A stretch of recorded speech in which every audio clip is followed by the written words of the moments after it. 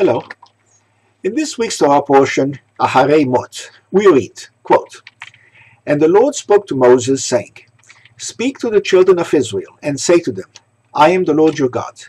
You will not do as they do in Egypt, where you dwelt, and you will not do as they do in the land of Canaan, where I am bringing you.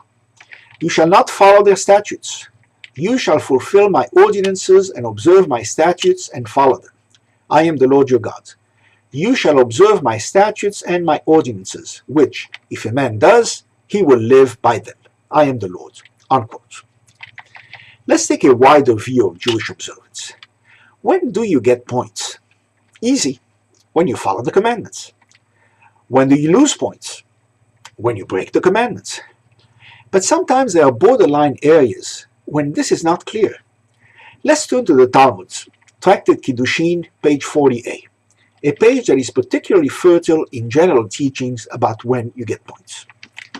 First, you get points for resisting the temptation to transgress. The Talmud says, "He who is tempted with immorality and successfully resists, a miracle is performed for him." Unquote. Second, you get points right now and in the next life for doing the right thing. The Talmud says, quote, "These are the things the fruit of which one enjoys in this world, while the principle remains for him in the world to come. Honoring parents, practicing loving deeds, and making peace between neighbors, while the study of the Torah surpasses them all." Unquote.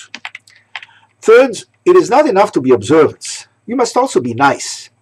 The Talmud says, quote, "It says in Isaiah, when the righteous are good, they shall eat the fruit of their doings." When the righteous are good, is there then a righteous man who is good and a righteous man who is not good? Yes. He who is good to heaven and good to man, he is a righteous man who is good. He who is good to heaven but not good to man, he is a righteous man who is not good. Unquote. This reminds me of the story of the little girl who was asked to write a letter to God in a religious school. Her letter read simply, "Dear God, please make the bad people good and the good people nice." It is possible to be observant and also be obnoxious, unpleasant, boorish, ill-mannered, forever angry, etc. Fourth, even if you're secular, you still get points if you're a good person. The Talmud says, quote, "Similarly, you read in Isaiah, Woe unto the wicked man who is evil, for the reward of his hands shall be given to him." The wicked man who is evil? Is there then a wicked man who is evil and one who is not evil? Yes.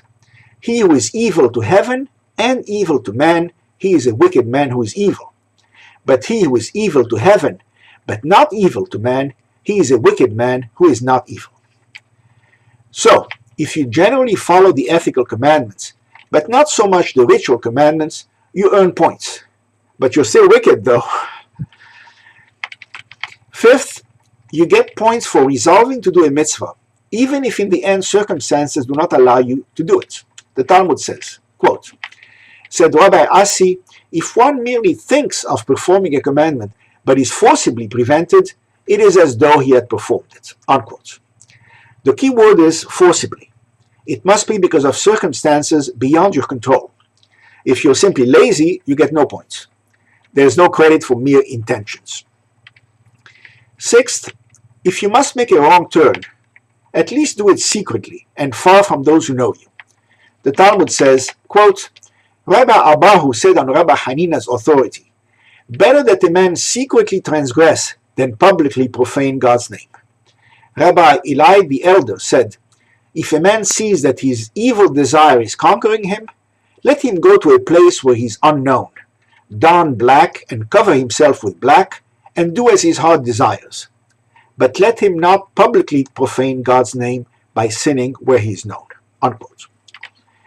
Note that the Talmud does not give permission to transgress. It only tries to limit the damage.